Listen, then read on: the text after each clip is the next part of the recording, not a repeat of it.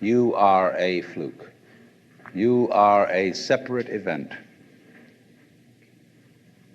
And you run from the maternity ward to the crematorium, and that's it, baby.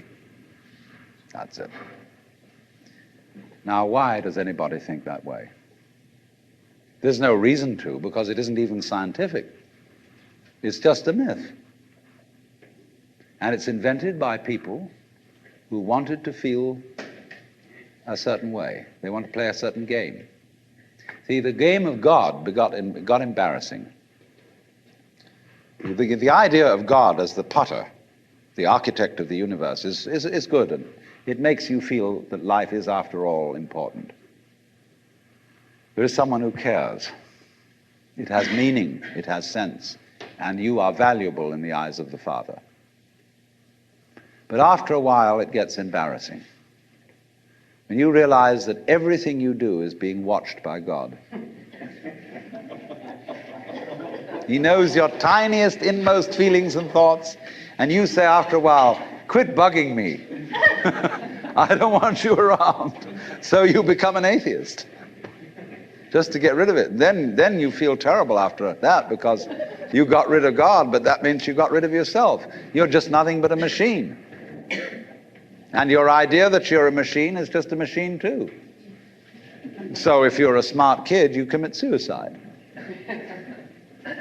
Camus said there is only really one serious philosophical question, which is whether or not to commit suicide. I think there are 4 or 5 serious philosophical questions.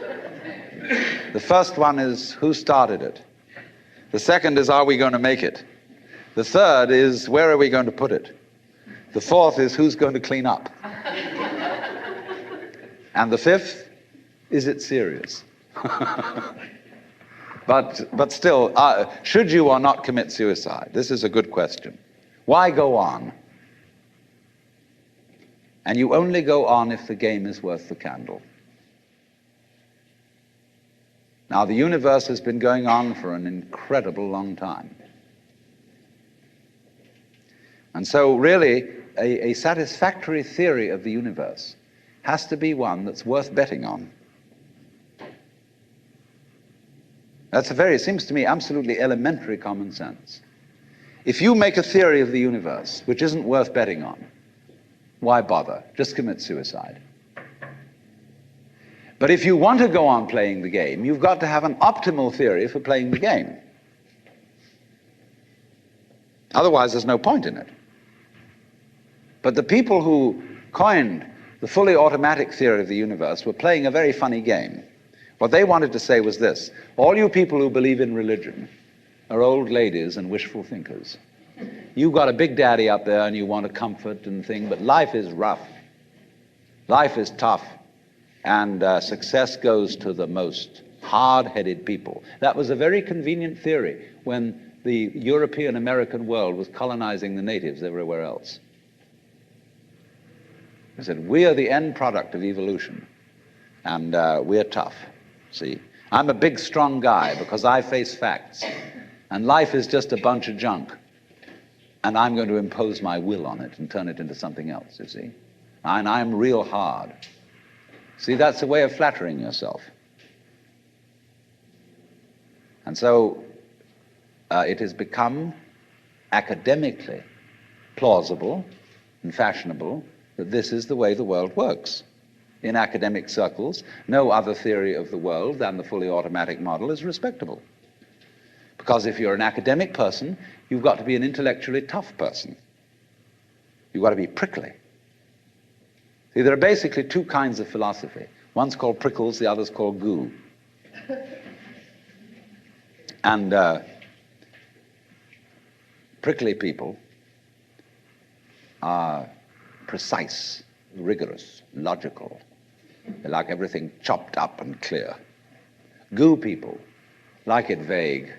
For example, in physics, prickly people believe that the ultimate constituents of matter are particles. Goo people believe it's waves. And in philosophy, prickly people are logical positivists and goo people are idealists. And they're always arguing with each other.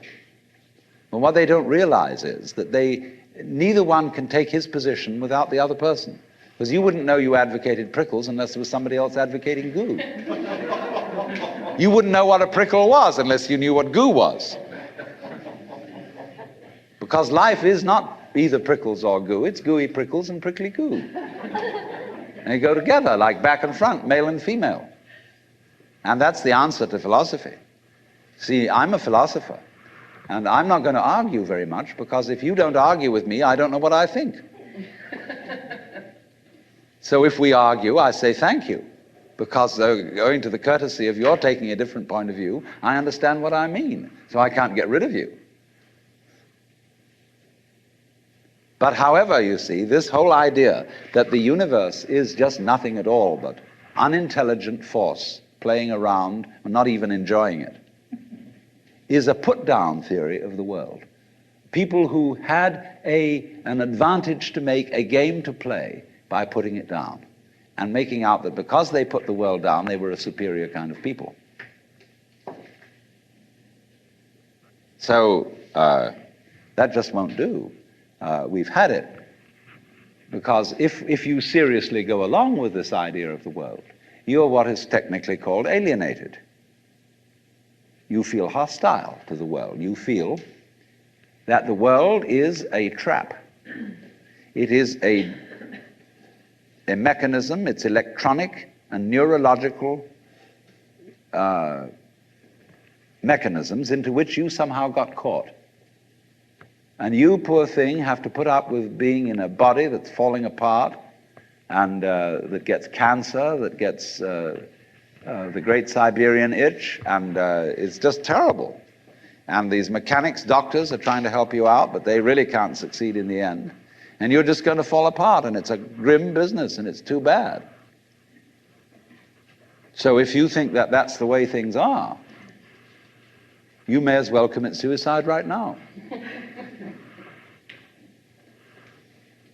Unless you say, well, I daren't, because there really, after all, there might be eternal damnation in the back of the thing if I did that. Or then I identify with my children or something, and I think of them going on and without me and nobody to support them. But of course, if I do go on in this frame of mind and continue to support them, I shall merely teach them to be like I am. And they'll go on dragging it out to support their children, and they won't enjoy it, and they'll be afraid to commit suicide, and so will their children. They all learn the same lesson.